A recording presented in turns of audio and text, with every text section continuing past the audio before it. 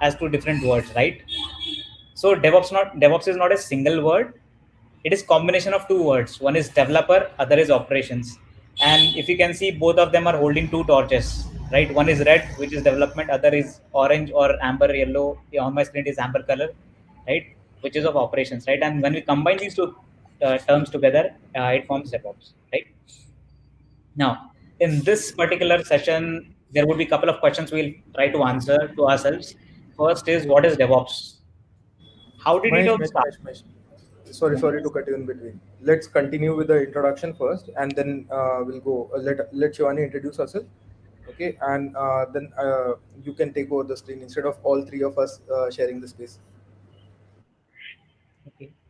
Yeah. Hi. Thanks you, Swapnil. So I'm Shivani Bhatt. I am a software developer at Devtron. I have a total of 2+ years of experience in Devtron only. So I basically started my journey from here, and whatever I have learned is just in Devtron only. And apart from this, I just love doing shopping. I love roaming, and I love photography. This is all about. So just now on to you. You can start. Sure. Thank you, Shivani. Thank you, Swapnil, for the brief introduction about everybody. Right. Maybe we can start with the session now. So in today's session, we'll be understanding about the journey of DevOps. Right. If you see, there are two torches with two different hands, right? These are the two pillars of the software development. Of course, there is QA pillar, but I consider it part of dev in general, right? I do not differentiate between devs and QAs, right? I call them as estate. So if you see the red color torch and amber color torch, both of them are holded by dev and ops respectively. And DevOps is not a single word, but it is combination of development and operation, right? So when development and operation come together and it forms a amalgamated culture, it's called as DevOps, right? So what are we going to what we expect in this session? In this particular session, we'll be answering what is DevOps, how did it all started, how do I do it, like what should I do it when I'm starting it up, and some things to remember. So I have not written what things to remember, but we will discuss them, okay, and then we'll have a chit chat discussion to and fro on those things.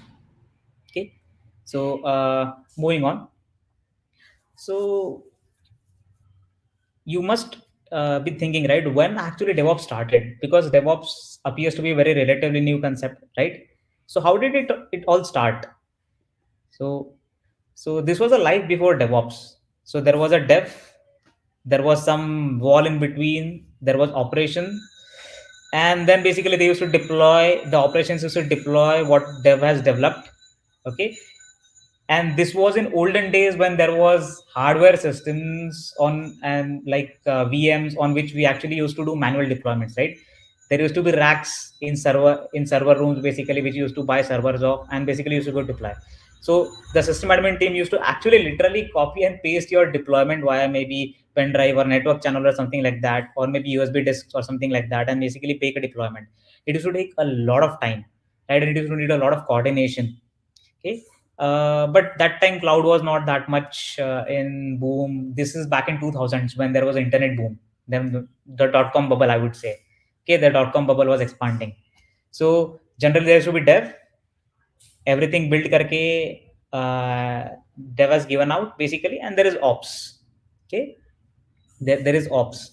And in this ops basic the job of ops was to maintain all of the systems and deploy whatever dev supplies with all of the instructions which were supplied, right? Most of the time it used to end in disasters. Like if you have if you remember, in when we were young, I would say in school or something like that, right?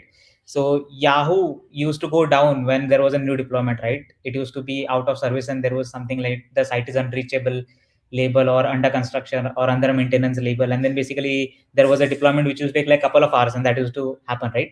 The system admin used to go and manually deploy it. So this was what used to happen in olden days, life before DevOps came into picture, right? Sorry for the not used of camel case in case of DevOps, right? But yeah. So today, how many of you guys actually use Netflix? Can I interact with people over here, or it's just one way streaming? It's one-way And streaming, Mahesh, and we are not able to see your screen. is it visible? No, not yet. Uh, See this.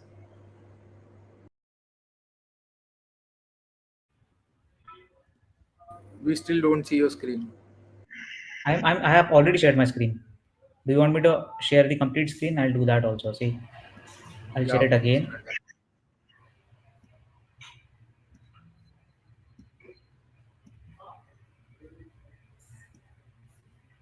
Is it visible now? Hello?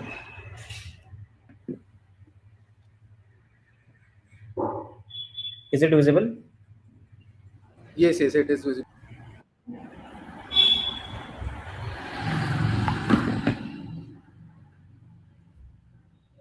Swapnil, can you confirm, please? Yes, yes, it is visible now, Mahesh. Visible, right? So yeah. So this was back a small animation which I had done. How things used to go. Okay. So after this blast, there used to be a lot of cover up operation, and then basically system used to be stable just till the next deployment. So today we take services like Netflix, Amazon, Google for granted, right? Because they're always up, right? But what makes these services possible? It is the ability to make hundreds of deployments per day, right? You you you may not be surprised, right? Netflix in general makes like hundreds of deployments a day. Even Amazon does it, right? There are so many features and there are so many hundreds of microservices. Each of these services is deployed at least twice or thrice in a day, right? With new features coming in and all that stuff. So can you imagine a world where you can actually just have one deployment a month, or maybe just couple of deployments a month, right? That was the reality back in 2000, and that was in the golden days of waterfall methodology, or what we say as a waterfall model, right? Why we used to call it a waterfall model? Because it had steps like waterfall has, right? And we used to follow those steps, and at the end of the at the end, basically the water used to fall on the riverbed. Okay.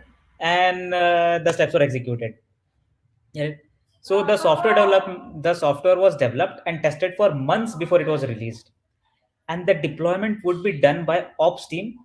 And then basically ops team used to make a deployment, then used to do rolling restarts and all that stuff.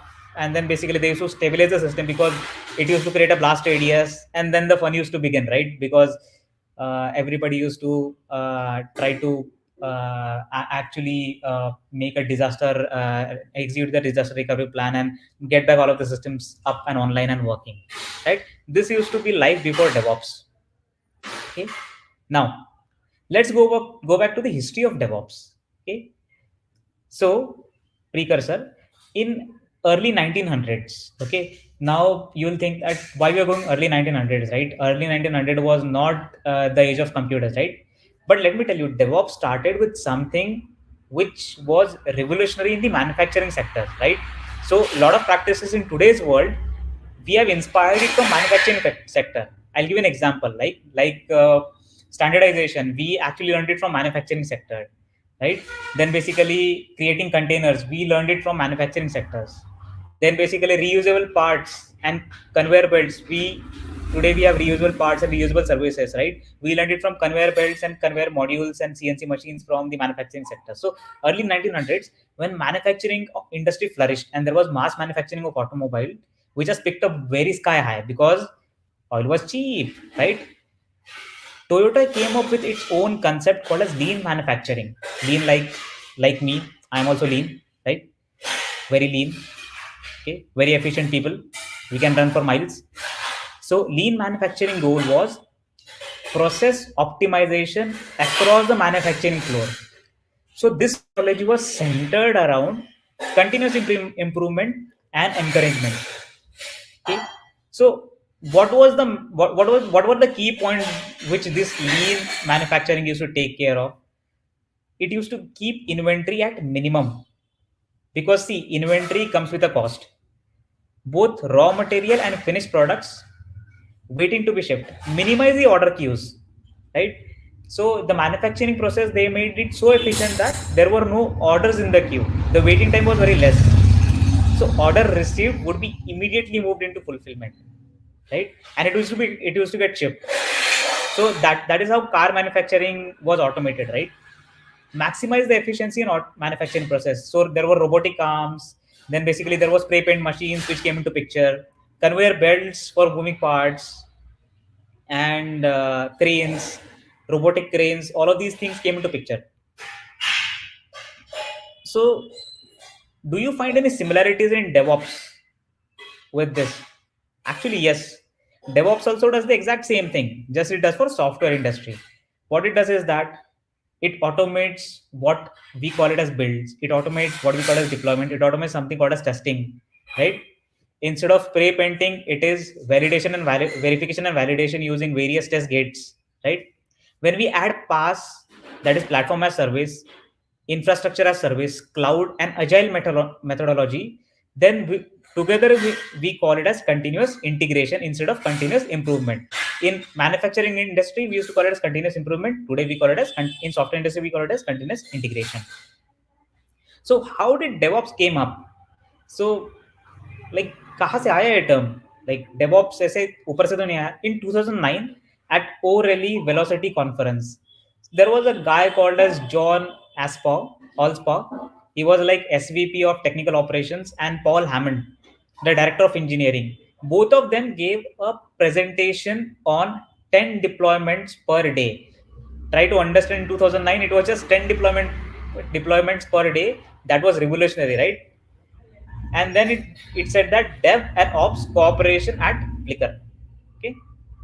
Now, these people from Flickr actually revolutionized the industry by making 10 deployments a day, right? Somewhere in this conference, the term DevOps was coined, right? While mentioning the cooperation between developers and the operation people, they said that they coined the term DevOps, and then that term landed in the engineering diaries and books, and we are using it till date, right? Now, back then also, DevOps was never a person, never a team. It was always a culture, right? It was like a amalgamation of developers and operation teams together, right? In this talk, they emphasized on why communication and collaboration between development and operations are vital, which sparked the appearance of what we know today as DevOps, right? Right. So before DevOps, what used to happen? There used to be an ops person, right? There used to be a dev, right? And basically, if something used to go wrong, then there, because there was to be very less communication, right? And something used to go wrong, dev used to say it's not my code, and operation used to say it's not my machines, it's your code, right? And there used to be continuous tussle between them because there was lack of communication, right? So DevOps addressed that issue of lack of communication between dev and ops teams. So, what is the textbook definition of DevOps? Right? Let's go to the textbook definition for DevOps. So, my favorite character from Three Idiots, going his way, Chatur's way. I'll just try to sound like him. DevOps is the combination of cultural, philosophical practices and tools that increases an organization's ability to deliver applications and services at high velocity, evolving, improving products at faster pace than organization using traditional software development and infrastructure management processes. Perfect, right? Did I sound like Chatur? You tell me in the comments or in the chat window whenever you feel so. I tried hard, but my acting skills are not that great. So, where does it help actually? So DevOps, it aims to maximize the predictability, efficiency, security, and maintainability of the operational processes. Just not dev, but the operational processes. It tries to fix the inefficiencies of the waterfall model, right? Why try to fix the inefficiencies of waterfall model? Because waterfall model was very widely used in back in 2009, 10, 11, and 12, right? 8, 9, 10, 11, 12, right? Back when we were in engineering and when we started our career early, at that point of time, it was very widely used. Agile was relatively new, right? So what what things did it fix, or what improvements did it make? It did something called as low failure rates for new releases, faster mean time to recovery, and shorter lead time between fixes and not fixes. Because the release failure rate is very low, and recovery is very fast, right? And the deployment time is very small. So if something goes wrong, we can immediately make a fix and deploy it as a hot fix now, right? So lead time is very low. High frequency deployments, very high frequency deployments, like 10 deployments per day is literally a very high frequency deployment, I would say, right? Coming from the model of one deployment per month, or maybe what couple of deployments in a month, from that point of view, I guess this is very on the higher side. So what positive effects does it have? So because the deployment time is very low and it doesn't need like months and months of testing, and in deployment is very fast, releases are fast. So shorter time to market, because now basically you have leverage to make mistakes, right? Even if you make mistake, you can immediately fix and deploy it, right? Without affecting the customer for a very long period of time, right? Improved customer satisfaction. Why? Because now your iteration process, now you're going from a waterfall model to iterative model, and you're making iterations rather than waterfall, right? Did you understand now from where the iterative model came into picture, right? So it improved the customer satisfaction now because the product was more improved, because because of just a small change, and making the deployment time small, the product quality improved because there were many iterations now, which was possible. Improved product productivity and efficiency, right? And then basically faster experimentation. Now you could experiment on things, right? Even if something goes wrong, okay, अरे deploy कर देंगे इसको थोड़ी देर बाद वापस, कोई problem नहीं है. Okay, so journey of DevOps in a startup. So let us say there's a person, okay, Isha and Preeti, and Preeti is talking to Isha. Preeti is running a full-fledged large-scale company, and Isha is just about to start up. So a small conversation between them, right? So Isha says hello. Preeti says, and Isha basically replies back.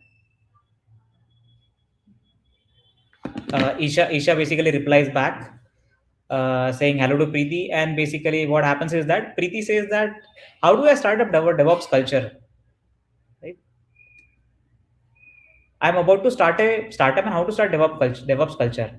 So what happens is that Isha says that, sure, let me walk you through how to start and how does it progress as you grows, right? So now basically Isha is listening, and Preeti is trying to tell her what and how basically the DevOps culture you have to ignite and how it starts, right?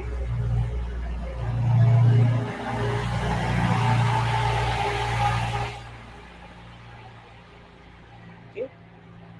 So in general, when you start a startup, when you actually start working on an idea, so in general there are only couple of people, maybe a tech co-founder, a business co-founder, a co-founder which is handling the product, or maybe two or three co-founders all from tech background or something like that, right?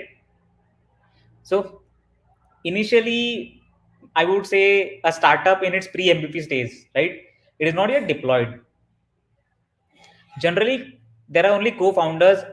Maybe if you have some money in your pocket, you are from the upper middle class or maybe the rich class, basically you have some money, you can hire a couple of employees, maybe one or two early employees with lower salary for sure, right? In general what you have, okay, you in general what you start with, every application start with something called as monolith, right? And you just have one you sign up with AWS or Google Cloud, and basically you have a EC2 instance or a compute instance. Basically you have one VM. On that VM basically you save your code in Git, and basically you just log into that app server, do something called as git pull and deploy, right? This is the first form of deployment in any organization, right? So the fully automated deployment doesn't start at day one, right?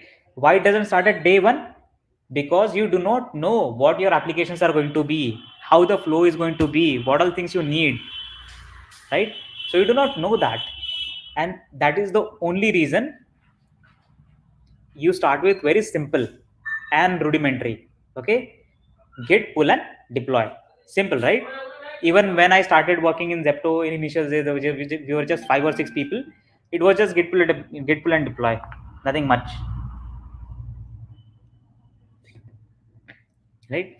as soon as you have your MVP ready and you do your testing, app ho gaya, testing shuru kar di, oh it's working, wow, bazinga, bingo, right? Eureka, you have your eureka moment. Oh, my product is ready now, let's go to the market. Okay, go to the market means you make a formal release or something like that, but it's still in single server git pull deployment. That should work, because why? You do not have enough users to get affected even if you make a git pull and deployment, right? Then basically you go to something called as early days of your startup. MVP is done, now your MVP is done, an application is in early market. There are definitely 2 or 3 early employees now. By the time basically there are some users, you have some user base, maybe couple of hundred or hundreds of users, right? Maybe couple hundred users, and you have 1 or 2 or 3 at least employees. There are releases, but they're not that frequent. Why? Because you have only 2 or 3 people, right?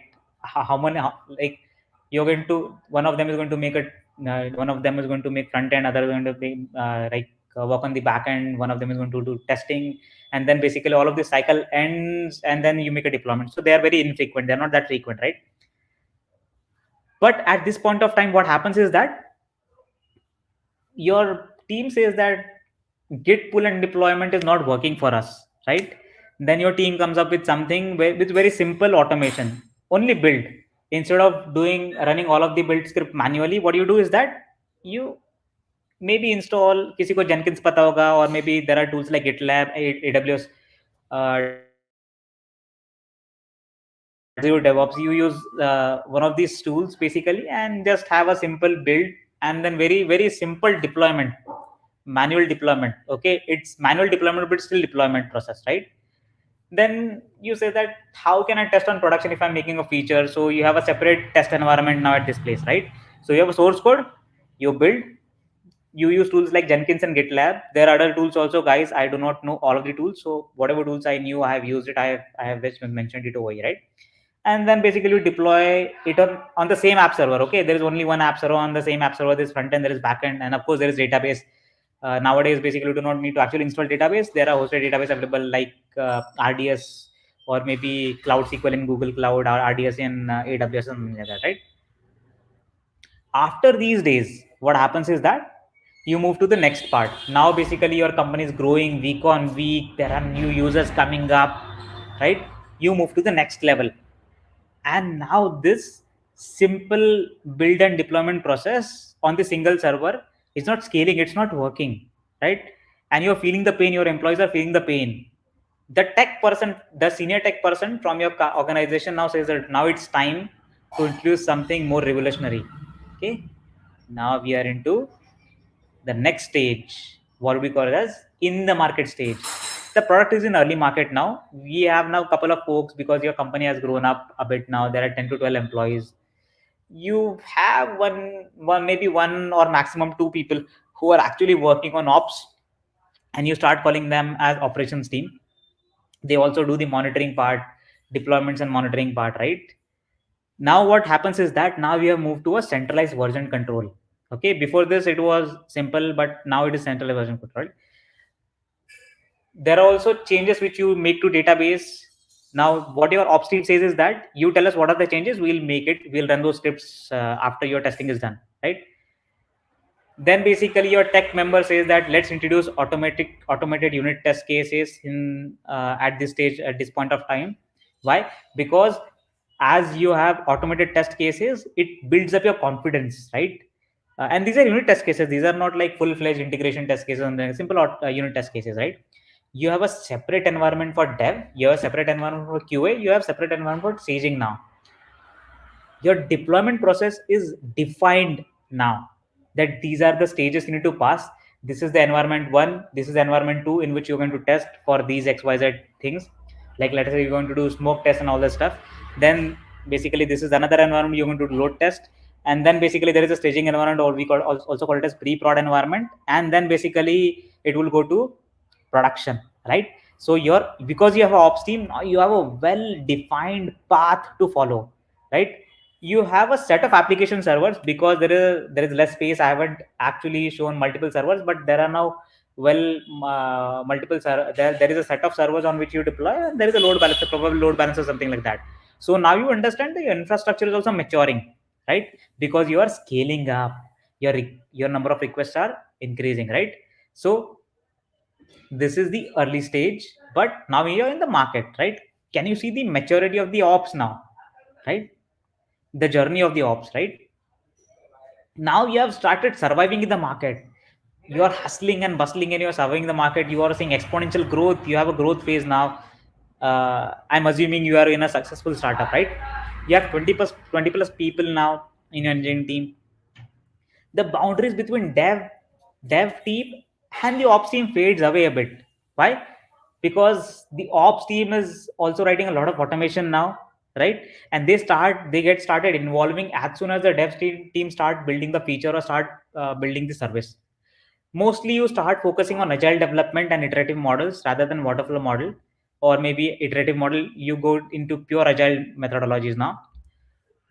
Builds based on polling instead of manually triggering the builds. Now basically as soon as there's a PR merge or something like that, you keep on polling the Git APIs or maybe any source code control APIs you have, and basically your operation team says that automatically build will happen as soon as it is merged to, let us say, main branch or master branch. Main branch I'll say because they have changed it now. Now basically what ops team has done is that initially if there was something bad used to happen and you need to revert back, you actually had to revert back your code and basically make a full build and deployment, right? But now what ops team has come up with, that something called a stacking, right? And any build can be recreated from the source. Okay, any build in the history can be recreated from the source because they're tagging now, right? Build artifacts come into picture instead of plain builds. Now build is created in the form of artifacts into smaller components, right? It's still painful, but less painful than the previous ones, but it is semi automated and the releases are reliable. Like, because the releases are the builds which are actually tested, the same build which is actually tested as the builds are immutable now, which is actually tested, is released on the production, right? So they are reliable, and basically you have some config management tools in picture now, right? DB migrations are version script. Now you start storing your DB migration in Git repos, right? And you have scripts, version script for them. Your ops team is running them manually, but they're still versioned, right? And they're incremental, right? Automated integration test and static code analysis come into picture now, right? Now you have integration test, you have static code analysis, you have security analysis on this picture, right? So can you see now a version DB migration script has come into picture, right? And you run it on the database. Now after this, basically you are now into an exponential growth. Now basically what happens is that now you are into something called as a mid-sized organization where you have like maybe 50 60 strong engineering team, and basically you have good set of users and you have good amount of scale now, and you do not want to risk anything which should go, like, you do not want to risk a deployment or any deployment or anything which should go wrong into the production, right? You want to basically mitigate all of the most of the risk, and basically you want to reduce the blast radius, right? So this state is something called as the next part of the managed state, right? Now, so there are no boundaries between dev and ops team now because they work hand in hand. As soon as the service development starts, okay, the dev and ops teams are involved. Okay, you're making a service. Okay, you have a service which you are deploying in Java. Okay, we need a image of Java. We need a container image of Java. That's fine. Okay, then you want Java 8 for this, or maybe Java 11 for this. Okay, you want XYZ for this, XYZ tools, XYZ artifacts for this. Now builds are based on hooks. They are not pull now. They are hooks, right? Commit hooks. And then you have various build gates. Like if the integration test fails, build fails. If the let us say unit test fails, the build fails, right?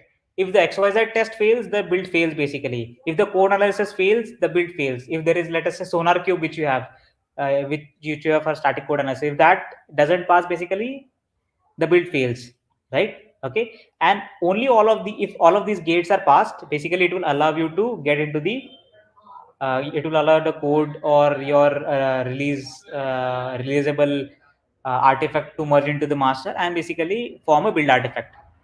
The releases are push button to all of the environments, right? And they're fully automated now, right?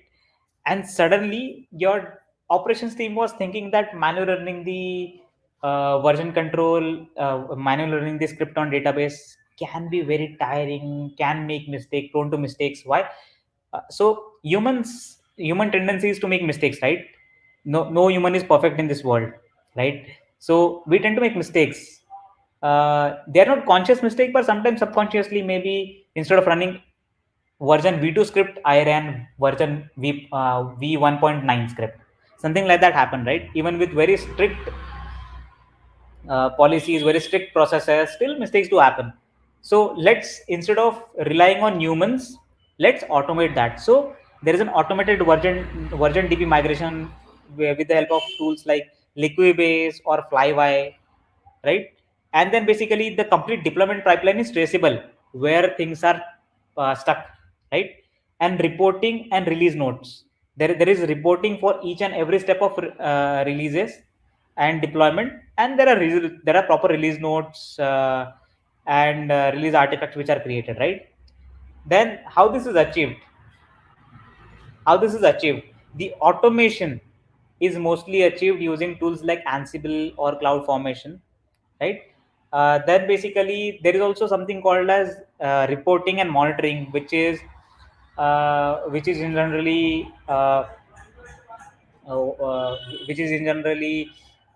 achieved by using technologies and tools like Neuralink or Datadog. You also have your own open tracing stuff, but I prefer using already developed SaaS technologies, right? Because see, why you want to reinvent the wheel? Because your focus is more on uh, feature and product development rather than focusing on how I can best monitor this, right? Because there are already experts which are working on that. So something like that, right? So these tools come into picture. Now basically what happens is that you have survived the market and you have faced all of the ups and downs, and now you have sustained. Now you have like hundreds of engineers or thousands of engineers working with you, and there are simultaneously parallel features working, parallel features getting released. There are hundreds of microservices now, right? So for this kind of state, we call it as, now your organization has grown bigger, right? Okay. Now there is something called as cross team continuous improvement. Okay. Now each team has its own standardized process. The code base is always deployable, right? Because there are so strong and strict gates available now. Whatever deployment you make, it is not going to break the production, right? Generally blue green deployments, right?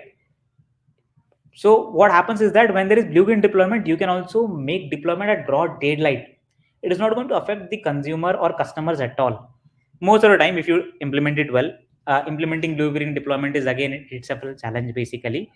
But generally, it takes some time and effort to achieve a proper blue green deployment. Perfection, you cannot have perfect blue green deployment for sure, right? But some degree of perfection can be achieved, like a large degree of perfection can be achieved, I would say, right? Then you have canary releases, and they are frequent and fully automated, right? Feature is ready, let's go to deployment. All tests are done, let's go to deployment. Deployment is disconnected from releases, right? You can have that feature deployed, but the release to the customers can be done later. You use tools like you use something called as feature flags, right? You use something called as tools like I would say Firebase, maybe CleverTap, and all these tools. They will enable you to control the exposure of the user to the deployment, right? You can have a percentage wise traffic route, or maybe a conditional traffic route to the newer deployment, right? By this time basically, now we will say that okay, that's fine, your deployment is fine, but I still need to create the infrastructure, right? So the infrastructure is also automated in this case now, using tools like Terraform, okay, or maybe CloudFormation, or maybe any other infrastructure as code tools, right? And the environment provisioning is also automated now. You can create any number of environments for any number of purposes. Of course, if you create hundreds of environments or tens of environment, it's going to cost you a lot, but you can create it dynamically and automatically now. Then there is real time tracking now, where what release is and what artifact build artifact had what kind of releases and on what version it was deployable, right? Okay. And individual teams are responsible for releases, right? Instead of just the ops team, basically now individual product teams are responsible for releases of their own product, right? They just need to maintain the compatibility and standard and follow the standards. Okay. But this is not the destination. Yeah, I'll tell you why. This is, we feel, yeah, we have done a great job, but this is not perfect. Why? See, let us say there are 4 different services which are dependent on each other. What is going to happen in this case? I need to still make a very well coordinated deployment so that nothing breaks. In case of rollback of deployment, in case something goes wrong, if I need to make a rollback, I still need to make a very well coordinated rollback. Even if it is automated, I need to be present over there and basically understand what is there. And the person who is making the deployment, of course, he need to be aware of the release for sure. But that person also need to be aware of the complete system and their interaction, right? So what is our destination now? So the destination for our deployment, for our CI and CD or DevOps process or DevOps culture is, it should be cross team continuous improvement. Okay, zero touch deployment. You actually do not need to go and make manual deployments or push button deployments in this case, right? As soon as something is built, there are various automation gates and it goes to the release queue. And then basically when its turn comes, it is deployed. Instead of rollbacks, there are rollovers. Instead of rollbacks, we'll have a rollover approaches. There would be release trains, clustered releases. Release train means multiple services at time. Clustered releases means multiple product features which are interacting to each other are released at time. Service dependency config. So there would the ops team will develop a framework which developer will use in its services, which will say that configuration, that which version of API and which version of product is compatible with with the current deployment. And on basis of that, the automation will decide how to roll back, not you, right? You do not need to decide that. Automation will decide that. You can also have partial releases in this case and partial rollbacks, and it is a business flow release, right? So you're treating your deployment as a fabric, right? It is not a bunch of server, but it is a fabric now. How you can achieve these kind of fabric based deployment, right? Either you need to have your own fabric deployment fabric which will have to design, or maybe you can containers your app basically, and basically start using container engines like Docker Swarm, Kubernetes, or any other container engine, right? And then basically you are at the destination stage now. At this point of time, you are at a stage where your product team can make deployments for a business flow, not just a service, not just a product, but a business flow, right? And basically you can roll over or roll back a particular part of that business flow, instead of rolling back the complete business flow in some if something goes wrong, right? So this is the final and the ultimate maturity of the DevOps model, right? Now these are the steps you need to follow, right? So this complete process, or the all of these steps which you follow, you cannot reach to the destination at day one, because you do not know what your destination is, how much services are going to happen, right? This complete stuff is called something called as DevOps maturity model. And there's a standard set of instructions which you need to follow, and standard set of guidelines which you can follow, right? So again, credits to uh, a really good presentation over the internet, which I loved a lot. So this is a summary of what I had explained. Uh, this is a beautiful summary of it. So there are 5 stages of your maturity of your DevOps, right? DevOps culture, right? uh, and you can basically vertically get into again 6 parts. One is organization and culture and organization. Initially you'll just have a teams organized on platform and technology, and you'll just have a documented processes, right? In case of build and deployment, you'll have centralized version control, as we discussed, automated builds and scripts, no management of artifacts. There are no artifacts. Everything is manual. Environments environments are manually provisioned, right? Environments are manually provisioned, right? The releases are very infrequent, but they're manual. They're unreliable, I understand, because you're just starting up. You cannot have a reliable system at day one, right? The data management migrations are performed manually, and basically there are no scripts at all. You go, if there is a column which you need to add, basically you'll go there and add a column manually, right, using your SQL commands. Okay. Test and validation, maybe you will have automated unit test at this point of time. Some people from day one only try to have automated unit test basically.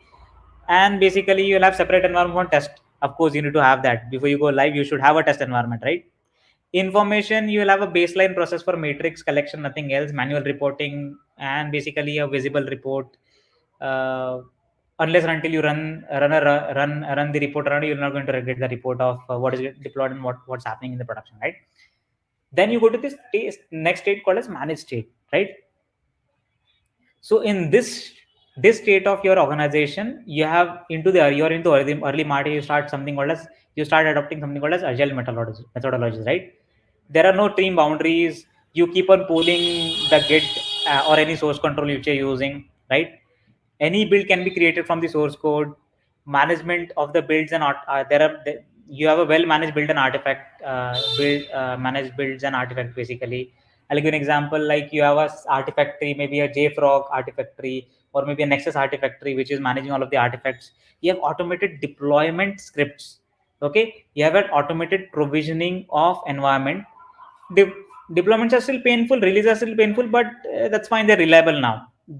Okay, the database migrations are versioned, but they are just scripts. They are manually performed. Automation, we have automated integration test. You have static code analysis, very basic version of SonarQube or something like that, and measure the process, automation, automatic reporting, and visible team.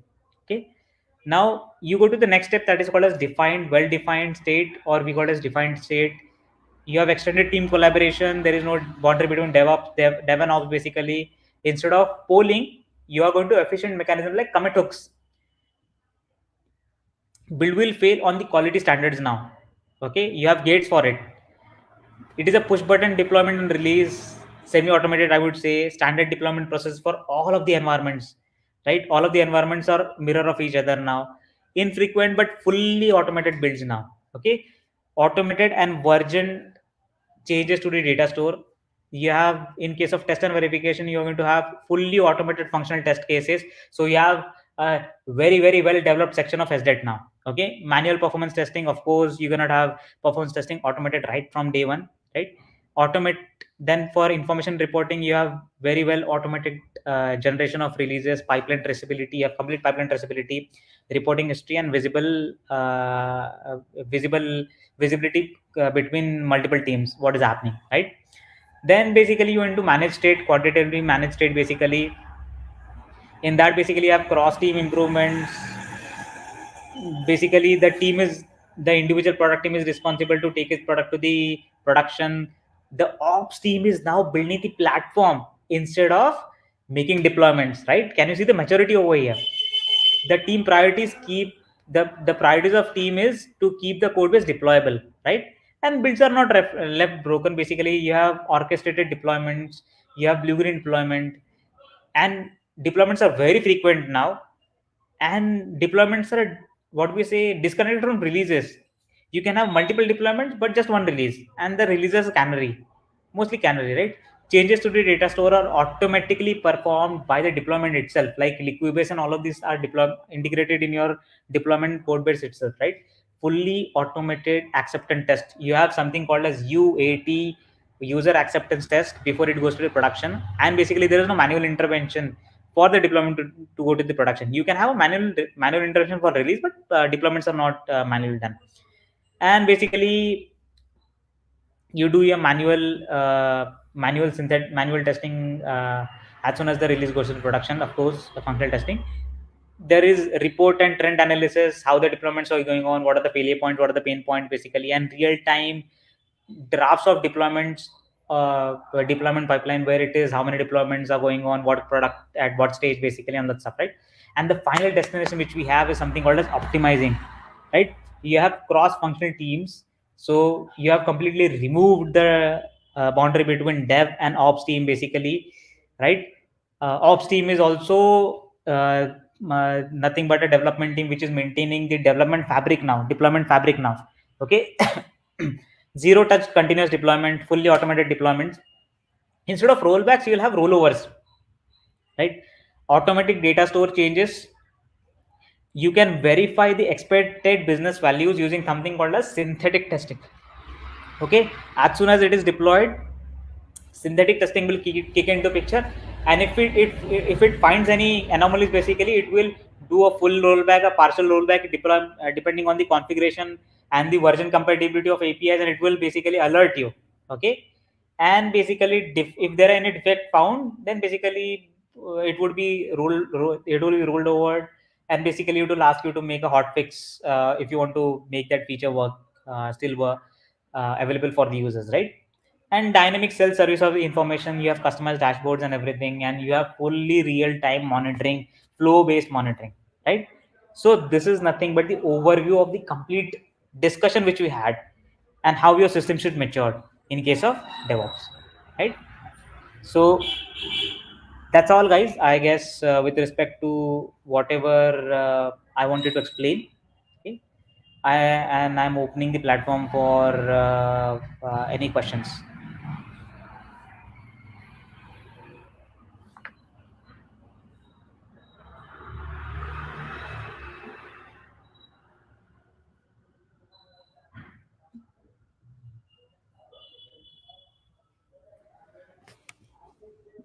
Guys, if you have any questions, you can leave them in the comments.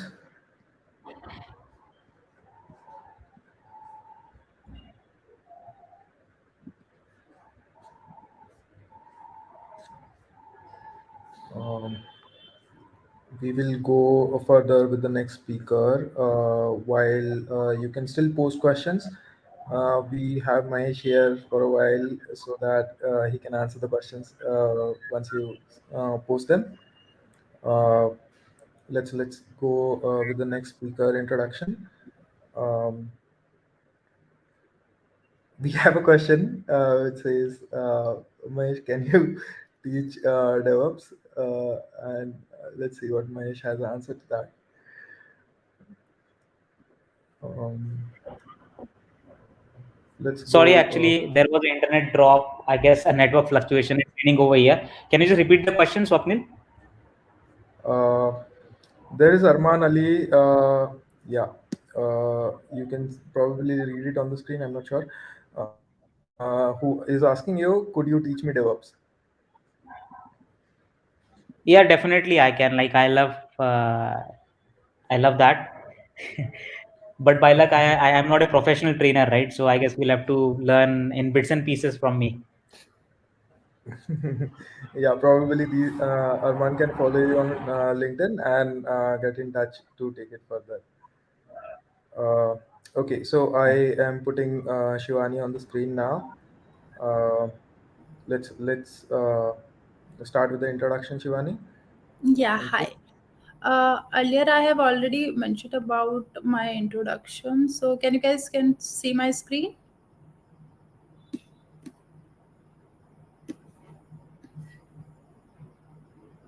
I guess Yes, your yes. screen is visible. Yes. So, okay, cool.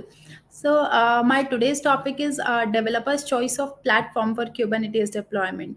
Kubernetes, like as we all know, it has become nowadays a flavor of season, right? Everyone is talking about it. Everyone is using it. But what is it, and how may a developer like me can use it? So we will be discussing it in the succeeding slide.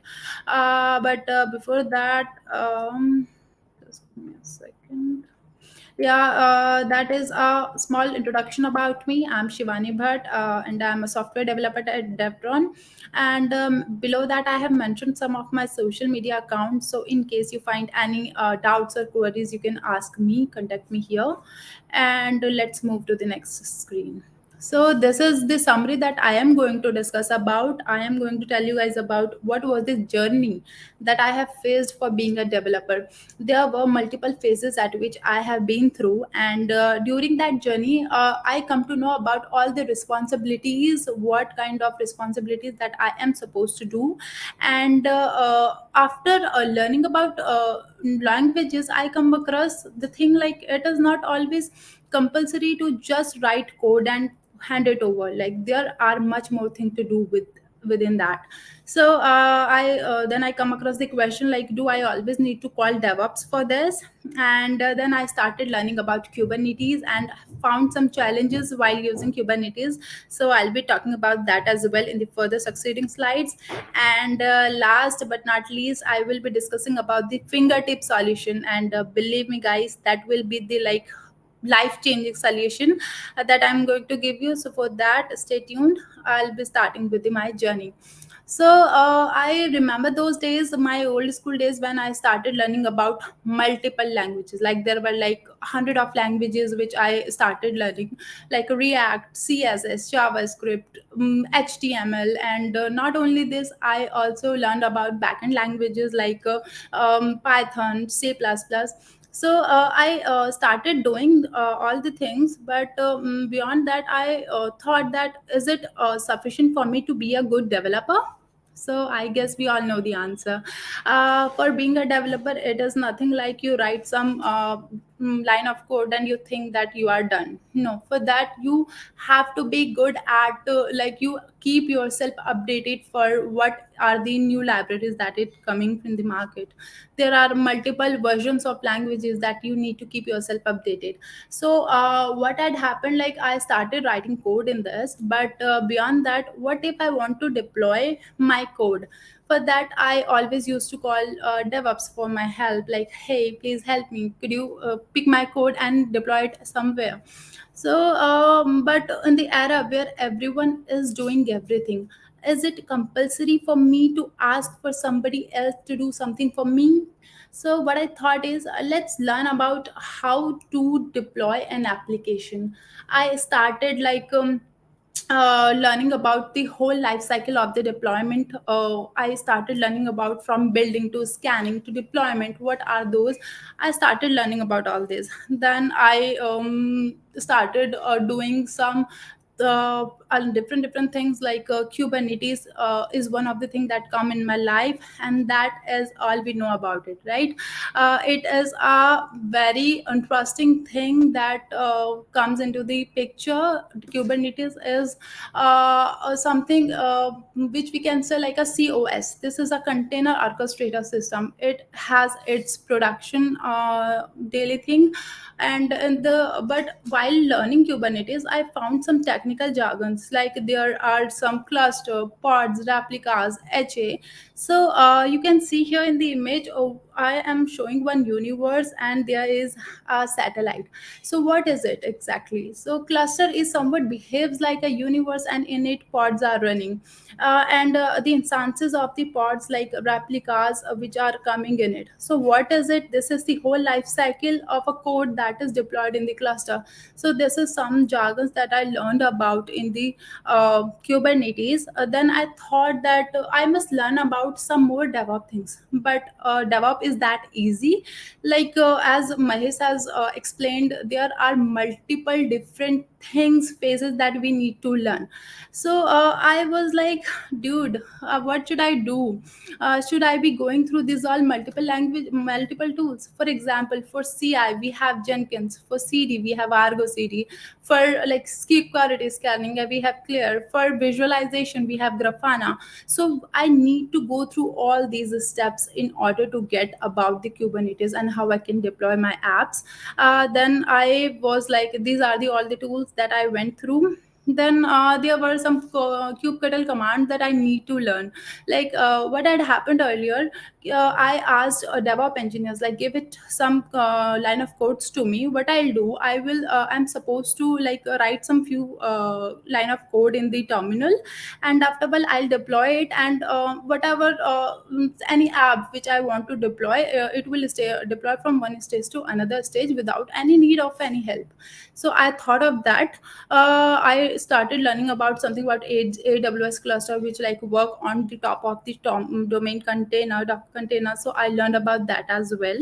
But wait a bit, guys. Like seriously, if I'm a developer, is it the task that I'm supposed to do? Like I was in a dilemma. Like what should I do? Whether I am coding or I must be learning Kubernetes. So what if like okay, I have learned some Kubernetes, which is like learning is not a bad thing. We can do that at any pace of time.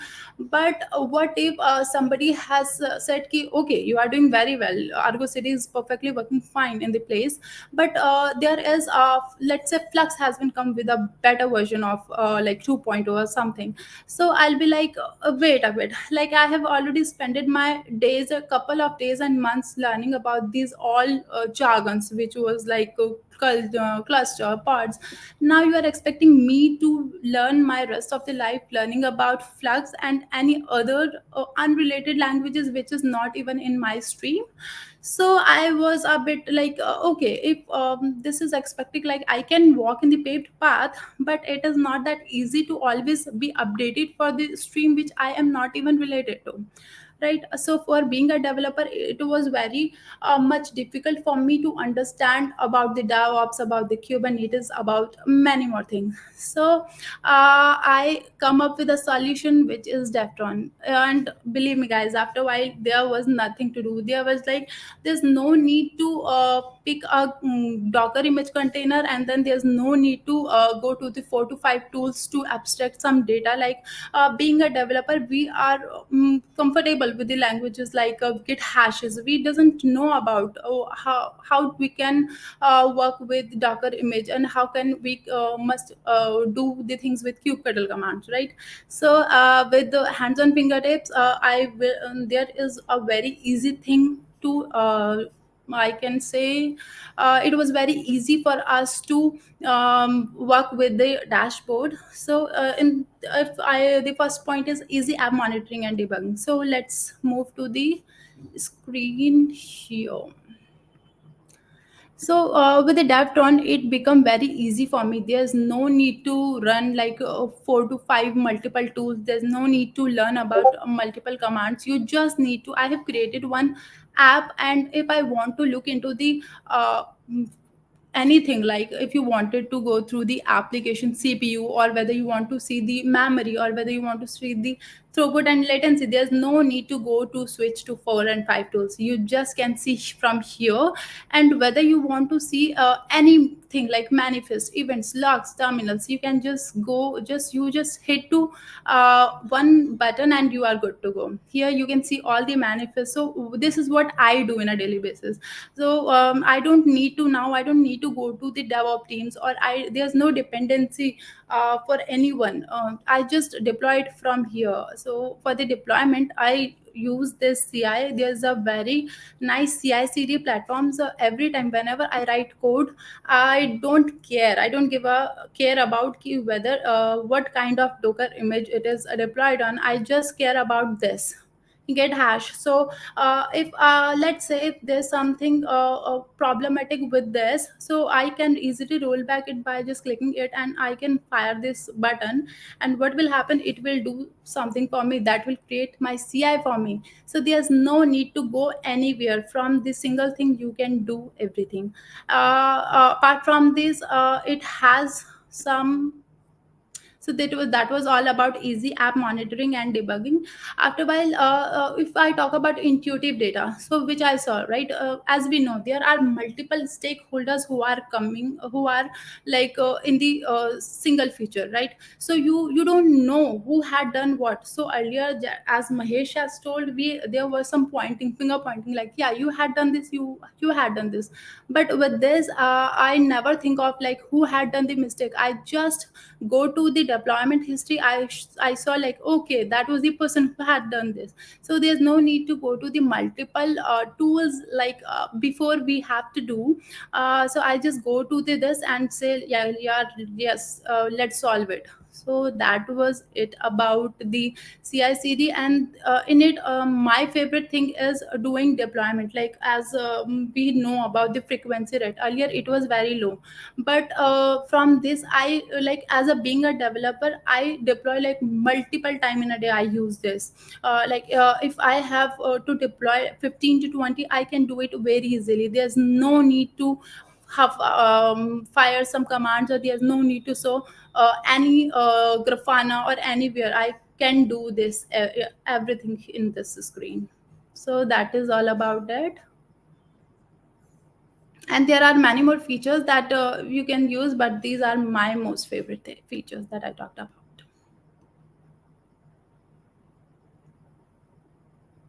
So that's pretty much it.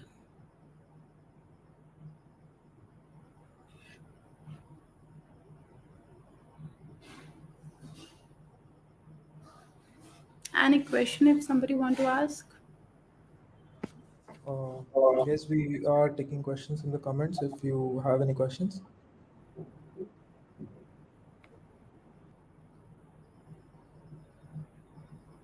Okay. If we don't have any questions, we can conclude our meetup for today. Um, Thank you, Mahesh and Shivani, for your insightful talk. Uh, I hope everyone enjoyed it and got to learn something new. I'll conclude here. Thank you, everyone. Okay, thank you.